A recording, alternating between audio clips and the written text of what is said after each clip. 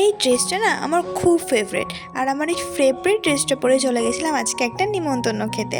তার আগে আমার জুতোটা একটু চেঞ্জ করতে হবে, নাহলে আমি ফুল রেডি। নিচে আমি চলেও এসেছি আর জুতোটা চেঞ্জও করে নিয়েছি। আমার বাবা বলে আমাকে নাকি এই ড্রেসটা পরে খুব ভালো লাগে।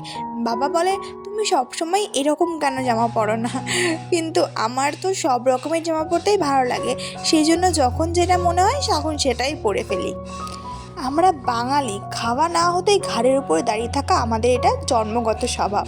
তো আমরা ঠেলাঠেলি করে ফাইনালি খেতে বসেও পড়েছি। আর আজকে ছিল একটা ভোগের বাড়ি নিমন্ত্রণ, মহাপ্রভুর ভোগ হয়েছিল সেই জন্য। তো আমরা খেতেও বসে গেছি। আর এখানে আমার ফেভারিট পোলাও পড়ে গেছে। তো খাওয়া প্রায় শেষের দিকে আমাদের খাওয়া দাওয়া কমপ্লিট। আর খেয়ে দিয়ে বাড়ি এসে দেখছি এখানে হিয়া ঘুম থেকে উঠে গেছে। আর ওই একটাই কমপ্লেন, কেন ওকে নিয়ে যাওয়া হয়নি আমাদের সাথে।